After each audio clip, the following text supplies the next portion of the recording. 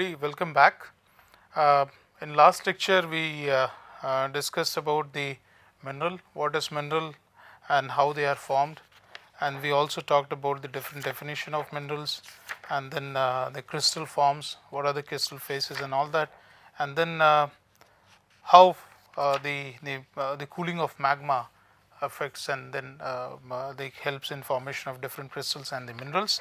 We also discussed about the Bowen reaction series and that how the different type of minerals are formed, that is the feldspars, and then we talked about the ferromagnesium minerals and non-ferromagnesium minerals in that, and then we talked about the continuous and discontinuous series. So after discussion, I think we stopped at the crystal forms, and then the most important was what we were talking about, the cleavage. Okay, so I'll start with that. And the cleavage, if we define, is a definite plane along which the mineral tends to break. Okay, so if you have a mineral and if you try to break it, then it will break along a very particular definite plane, and that is termed as the cleavage. And all minerals will have different crystal forms, and that crystal forms we talked about on that day, that depends on the atomic structure, internal atomic structure, and they are usually different in form, like either the cleavage we term that as a perfect cleavage will break, the mineral will break in a very perfect and either along the perfect plane, or it is we call that imperfect, good, distinct, indistinct and poor cleavage also. Okay, so we'll just see the different type of cleavages, and then we'll move ahead with the identification criteria of the minerals in hand specimen. Okay, so that physically how we can identify the minerals. We can get into the chemical composition, but that is the big long process, but we can identify the minerals just having it in the hand, and then doing some performing some parameters which can help us in identifying the particular minerals. Now, cleavage is said to be basal when it occurs perpendicular to the major axis. Okay, this we have talked about the different axis of crystallographic axis in different crystal forms that we were talking about, for example cubic or we can say isometric system or hexagonal system. So that is an example. So this is just to talk that the basal cleavage is termed as when it occurs perpendicular to the major axis of the mineral. Okay, and the prismatic when it occurs parallel to the major axis, and then we are having multiple cleavages. Okay, and then we have cubic, like example is halite here. For the multiple cleavage we have, the example is fluorite. Then rhombohedral cleavage of calcite, it has 3 sets of calcite. We will see the picture of calcite, and then you will understand that how we can say that it has in 3 phase of cleavages and all that. Okay, and then 1 set of cleavage, mostly the mica, and this is because of it is having an internal atomic structure is sheet shape type atomic structure, so we see only 1 cleavage. Then 2 sets of cleavage, mainly in feldspar, pyroxene and amphiboles, and then we are having 3 sets of cleavage in calcite, and then we are having 4 sets of cleavage in fluorite. Okay, so this is the calcite is here. Okay, you are having 3 sets of cleavage and 4 sets are seen in the fluorite part. Okay, so this is one again an example which has been given. So we have 3 phase, like this is 1, this is 2 and this is 3. So this we are having 3 phase of cleavages which you can see here in cubic system mostly, and example is halite we are having. Okay, and then this we are having octahedral. We have 4 cleavages, 8 phases. Example is fluorite. Then we have dodecahedral. We are having 6 cleavages. So if you take here 1, 2, 3, 4, 5 and 6. Okay, so you are having 6 phases. So if you break this type of mineral, then you will have you can break the mineral in along the 6 phases. Okay, so we have 12 phases here. Then we have rhombohedral, that is the most commonly seen in calcite. So we have here we are having 3 sets of cleavage. Okay, so 1 and 2, and you are having 3 here. Okay, and then prismatic you are having only 2. This is 1 and this is 2. We are having the same on the either side, very much similar to what we were looking at 3 sets in the and then we are having basal cleavage. We have the only this cleavage you will always find whenever you try to break. So mostly the mica family you will find, and then only also the clay you will have the one cleavage only. Okay, then what all information we need for the mineral identification. This is important, and this we will talk, and very easy, you will enjoy, and we will try to fix up if possible to show you the minerals, different type of minerals in lab if permits. I am not promising it right now, but we can try. Okay, so let us see that what are the criteria we use to identify the different minerals. So along with the crystal forms and the cleavages, of course, will come one of the very important property, but these are the another properties which we look at. Okay, the color. What is color?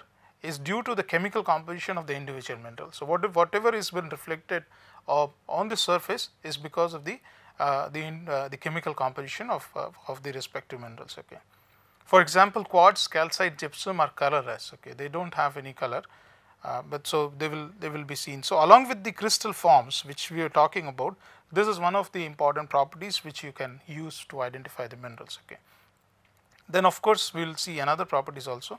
Then we are having white color, we have orthoclase and microcline and muscovite, and then we are having red, ruby, garnet, jasper, blue is kyanite, green is olivine and emerald. These are the mineral, and some of them are we are having, like, these are all gemestone varieties. Okay, even we can take this one also. So these are all gemestone variety of minerals. Okay, then we are having yellow, again topaz has been used. Okay, and sulfur and pyrites, they are yellow in color. So this is an example of augite, which is again comprised of magnesium and iron and aluminum. So it is dark in color. So ferromagnesium minerals you will have usually dark in color. Then we are having another property which is streak, and this is very tricky part, because this is in terms, if you take what is streak is a color of the powder of mineral powder. Actually, when a mineral is rubbed on a glaze tile, okay, or the porcelain tiles, if you rub the mineral, it will give you a particular color. Okay, and it is not necessary that the color what you see of the mineral will be the same color you will see as a streak. Okay, it may have different. For example, garnet is red, but the streak is colorless. Okay, so you cannot say that. Okay, fine, but these are the characteristic features of the individual minerals which you can remember, and of course the practice will bring you and make you perfect. So if you remember this, you can easily make out that garnet is colorless. It will give the streak is colorless actually. Okay, and then epidotite is green in color, but it is again the streak is colorless. Okay, so you don't see any streak of epidotite. Okay, and then that is epidote. Okay, and then augite is dark green in color, dark green to black, but the streak is grayish gray. Okay, and then hematite is again the iron rich. You can have black or reddish brown. It gives red color streak. Okay, and olivine is green in color, but it will give colorless streak or white. So this is one property, that is color.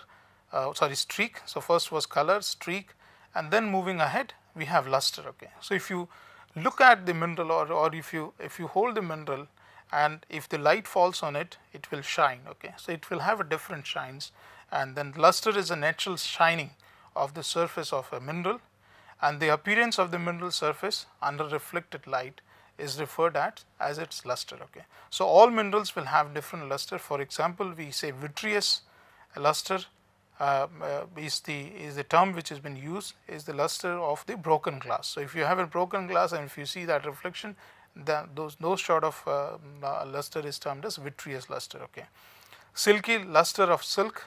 Then so these are the terminologies which are been used to when we are classifying the minerals actually. So, vitreous luster, silky luster, pearly luster is the shine of the pearl, very much similar. Then adamantine is shining of like it shines like diamond. Okay. Then you are having metallic luster, luster of or shine of iron. So, if you break the iron and if you see that luster, it is very much similar to what we are looking at. Okay.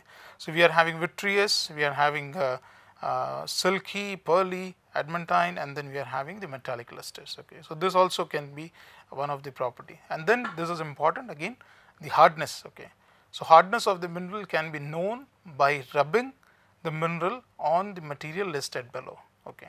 So, you can either fix up the either with the help of nail, your fingernail, or you can use the knife which is made up of iron, and based on that you can fix up your hardness of the minerals. Okay.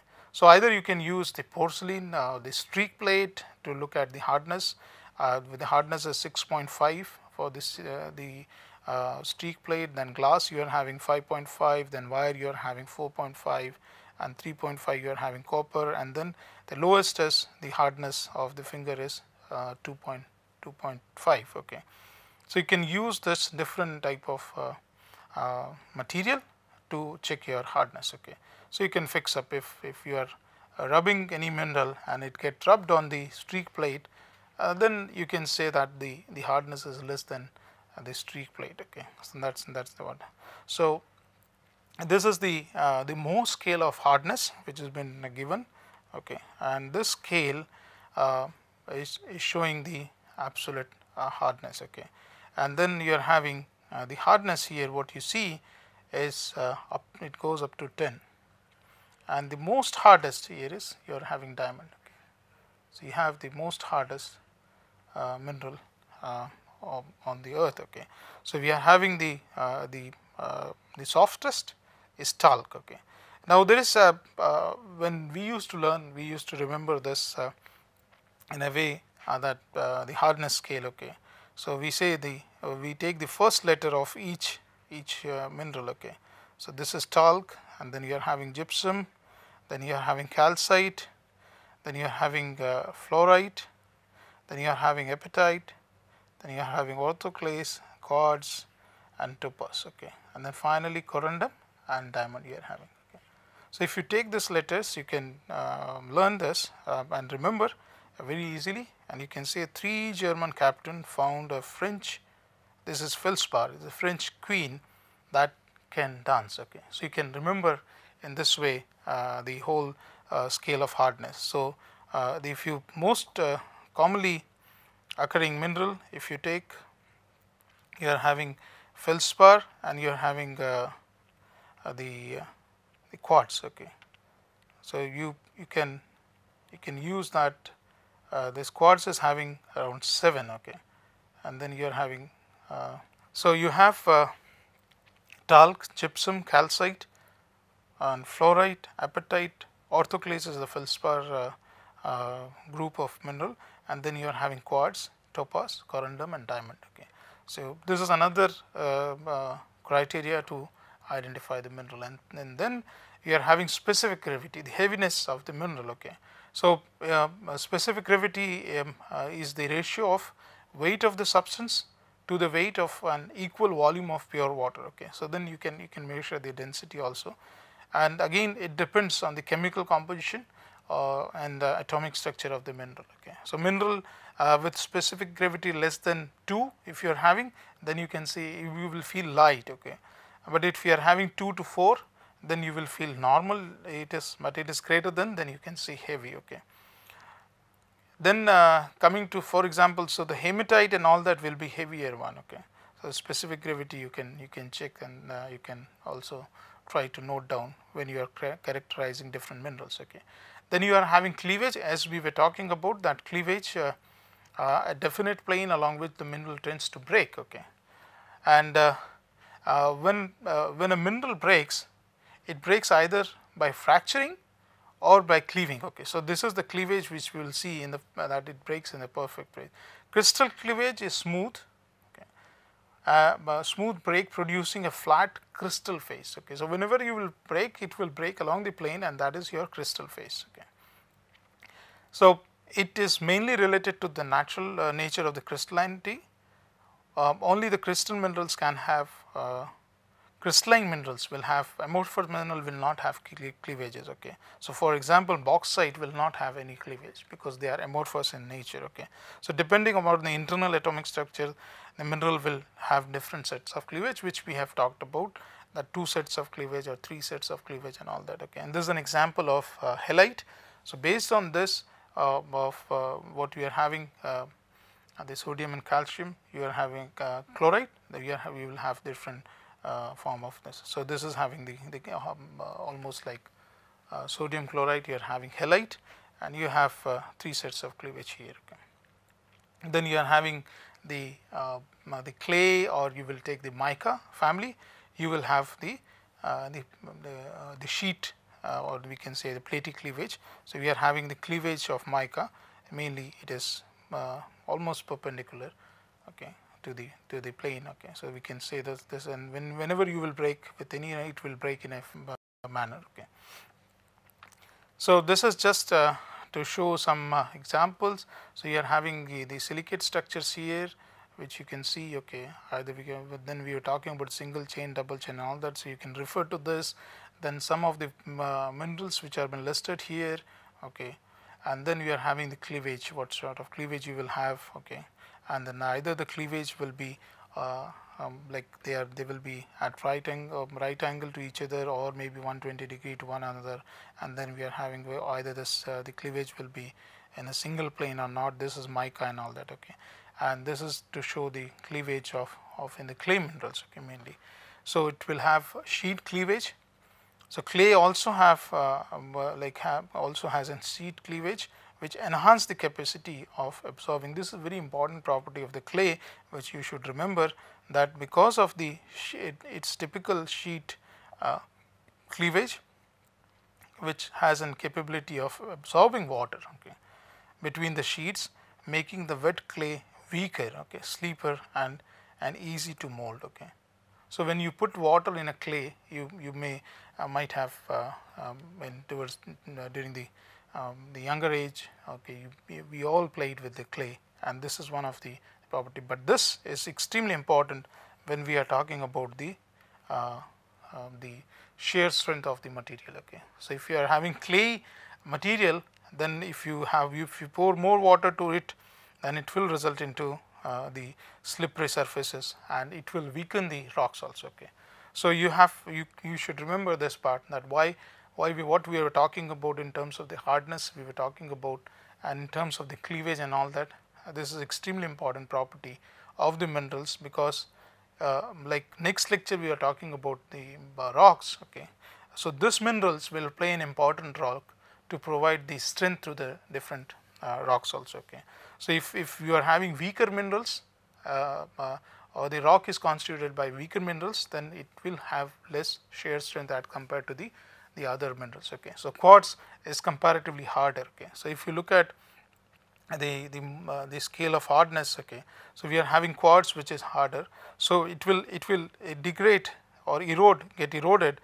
comparatively slow, okay, as what we see for the other minerals. Okay, like so if you are having any rock which is rich in calcite, okay, so for example, if you are having limestone or something, it will be comparatively weaker than having the granite and all that. Okay, so granite is mostly we see is comprised of feldspar and quartz. Okay, so and of course some minerals are also there in subordinate minerals, which are like biotite and all that. But in short, the granite will be much more like component rocks or hard rock as compared to the limestone and all that. Okay, so these are again an examples which have been given. For example, this is in calcite, which is having again 3 sets of cleavage, and we are having what we are talking about the calcite here. So we have okay, and then we'll move ahead. So we have cleavage plane, that is muscovite, and then we are having 2 sets of cleavage 2 direction, then we are having halite, and there's 3 sets of cleavages, calcite and dolomite, and then we are having fluorite. Okay, 4 sets of cleavage and all that. So so this is what I was talking about, that different minerals will constitute and result into the formation of the rocks. Okay. So rock is an aggregate of different minerals. So here if you take granite, then we are having orthoclase feldspars, we are having quartz, we are having biotite, we are having plagioclase feldspar. Okay. So this all will contribute and will result into the formation of the particular rock. Okay. Or we can say the granite comprises this different type of minerals. Okay. So depending on, if you take the hardness of this, then you can judge that this is comparatively harder as what we were talking about the other rocks, okay, or the minerals. So this is one part of the mineral. Now we will talk about the different type of rocks, and the first type of rock which comes is the igneous rocks. Okay. So we will talk about the igneous rocks today, and we will move ahead, and then later on we will talk about the what are the different type of sedimentary rocks and the metamorphic rocks and all that. Okay. So let us get started with the igneous rocks, what we are having and how they are formed, where they are seen, and what are the so I'll start with the picture of Mount St Helens, and this is a very having a tragic story behind this volcanic eruption which took place in 1980. This volcano is quite active in the Pacific belt, and this is from US, Washington DC. This is one of the most active volcano on the earth. Okay. And the volcanoes are the source for the generation of one of the source for the generation of igneous rocks. Okay. Or because igneous rocks, we talk about the magmatic eruption and all that. Okay. So if we take in short what we learned here, again we are trying to compile everything here. Okay. We are having the tectonic plates, so we are having subducting plate the plate going down. Okay. One plate subducting below the another one. So this is the subducting plate, oceanic plate, and then we are having the, either we see this may be the oceanic or maybe the continental, but in this case we see this is an oceanic plate, this is a continental, but this is an oceanic one here, and then melting is resulting into the eruption. So either this intrusion of magma is not coming right up to the surface, so what we call the intrusive rocks, which are formed by the intrusion of magma, and then another one which are coming right up to the surface, then we say these are the extrusive rocks. Okay. So igneous rocks, again the source is the melting of rocks deep into the earth's surface, and then coming right up to the through the volcanic eruptions. So we can classify this, either it is extrusive rocks or the intrusive rocks. This will talk about that. Okay. Now one very important part which you should remember, the intrusive rocks. Okay, intrusive rocks are mostly the coarser ones. Okay, the intrusive rocks are coarser ones, whereas the extrusive rocks are fine grained. Okay, this you should remember. We'll talk later also about this part, but this is the important part. Okay, that intrusives are coarser and the extrusives are finer in nature. Okay. So moving ahead, again we'll talk about the Mount St Helens. Okay. So this is the topographic model which has been kept in US close to the Mount St Helens, and this is an observatory which has been set up, and this observatory was been set up after the name of a geologist who was been killed during this eruption. Okay. So this is the observatory is named after him, Johnston Ridge Observatory, and he was sitting on this ridge when this eruption took place. Okay. So he kept on watching that how the eruption was like the cone was behaving, and then he was recording each and every movement of that. Okay. And then he never expected that the lava flow or the slurry which will come so high and even it will affect the ridge on which he was sitting. Okay. So this is the observatory which has been termed after his name. So this picture is right from the observatory. So this we can look down into the towards the St Mount Helens hill and the conical form. Okay. So this is the crater which is at the top of the St Mount Helens, and is partly covered by snow also. Okay. And that resulted into the formation of the lahar flow, which was the extremely dangerous. And what happened was, this is the story they have preserved. They have created a museum over there. They have preserved all the logs of the tree which were been affected during that flow, and they have this people visit, the tourist goes there and then try to see that, understand the process, what happened during that eruption. Okay. So it remained quiet about a century. So this is before the story, before the eruption of 1980. It remained quiet about a century, and as magma moved up, okay, it resulted into bulging of the mountain. A dome formed. Okay. So dome shaped was formed at the top of the St Mount Helens. Okay, because of the intrusion which was coming up. Okay, and finally it erupted on May 18th, 1980. Okay, with a small magnitude earthquake. And this is also important because the seismologists, they keep on monitoring the earthquake cycles also close to the volcanic eruptions, or we can say the active volcanoes, where they believe that this area will have eruption in future. Okay, so they have the seismometers which are been installed and which keep on recording the earthquakes. Okay, even the small magnitude earthquakes,